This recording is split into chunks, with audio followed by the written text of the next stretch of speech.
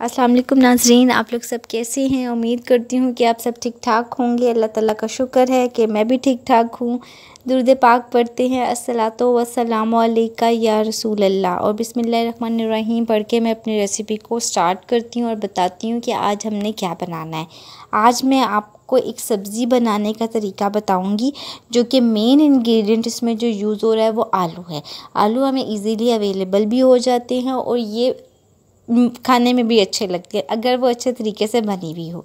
तो आज जब मैं इसको आपको जिस तरीके से बना के आपको दिखाऊंगी वो हर किसी को उसका टेस्ट पसंद आएगा। आलू को आप बॉईल कर लो और बॉईल करने के बाद उसको मैश कर लो। सिंपल मैश करना है, जिस तरीके से भी आप मैश करते हो आपने वैसे मैश कर लेना है, ठीक है। मैंने भी ऐसे ही किया, आलू लेकर उसको बॉईल किया और बॉईल करने के बाद मैंने मैश कर दिया, जैसे कि आपको स्क्रीन में नज़र आ रहा है। ओके, उसके बाद क्या करना है, एक दरमियाने साइज़ का प्याज ले लो और उसको बारीक बारीक स्लाइसेस में काट लो। ठीक हो गया। फिर सेकंड स्टेप में आपने क्या करना है कि टमाटर जो है उसको भी बारीक बारीक काट लो। इसमें टमाटर जो है वो ज़्यादा यूज़ होंगे। ओके, बीज टमाटर के निकाल दिया करें, मैं भी निकाल देती हूँ। उसके बाद आपने क्या करना है, हरी प्याज लेना है और उसको भी बारीक बारीक काटना है। और हरी प्याज ये देखने कितनी ज़्यादा है। ओके, इसका वाइट वाला पार्ट जो है वो हमने यूज़ नहीं करना। हरी मिर्च लेनी है, बारीक बारीक काटनी है, इसके बीज निकाल दें। और उसके बाद अदरक का छोटा सा स्लाइस ले लो और उसको भी बारीक बारीक काट लो।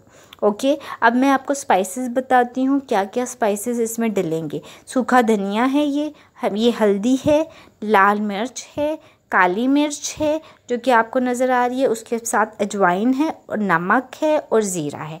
अजवाइन अपने खाना में आप ज़रूर डाला करें, बेशक आप एक चुटकी ही यूज़ कर लिया करो, ये सुन्नत भी है सल्लल्लाहु अलैहि वसल्लम। उसके बाद हमने एक एग, आपको नज़र आ रहा है, ये एग जो है वो बॉयल नहीं हुआ हुआ, ये कच्चा अंडा है।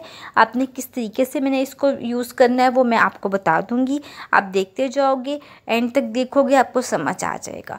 ओके, अब आपने ऑयल जो है फ्राई पैन में मैंने डाल दिया। आप देगची में बनाना चाहते हो तो देगची में भी इसको बना सकते हो। ऑयल जो है इसमें थोड़ा ज़्यादा यूज़ होगा एज़ कम्पेयर टू किसी और रेसिपी में हम 2-3 चम्मच डालते हैं। इसमें ऐसा नहीं है, इसमें तकरीबन आधा कप के करीब ऑयल यूज़ होगा। ओके, वो जब आपका जो ऑयल है तेल गरम हो जाए तो आपने क्या करना है कि इसमें जो स्लाइसेस प्याज के कटे हुए थे वो डाल देने हैं।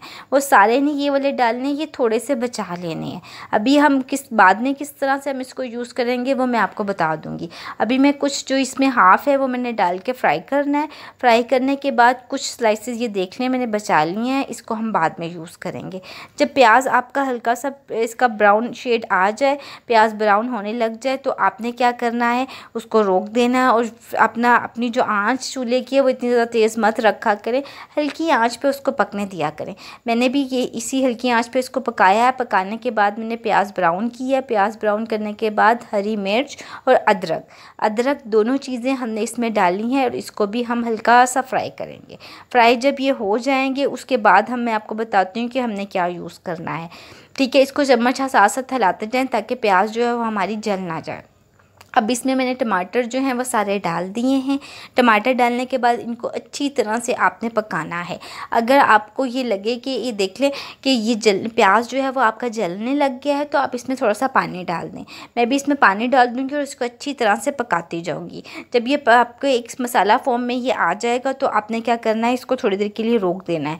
मैंने भी ये किया। मैंने जब मसाला अच्छी तरह से भून रहा था इसके बाद उसको थोड़ा सा रोका है। रोकने के बाद मैंने सारी स्पाइसेस जो हैं वो इसके अंदर डालनी है। सारे मसाले आपको मैंने बता दिए थे वो हम इसके अंदर डालेंगे। डालने के बाद इसको अच्छी तरह से फिर हिला लें ताकि मसालों का टेस्ट और जो प्याज टमाटर हरी मिर्च और अदरक डाला था वो आपस में मिक्स हो जाए। इससे ये होता है कि सारे स्पाइसेस एक जैसे फॉर्म में आ जाते हैं और पक जाते हैं और ऐसे नहीं लगता कि कच्चापन है। अब उसके बाद जो हरी प्याज है वो भी डाल दें।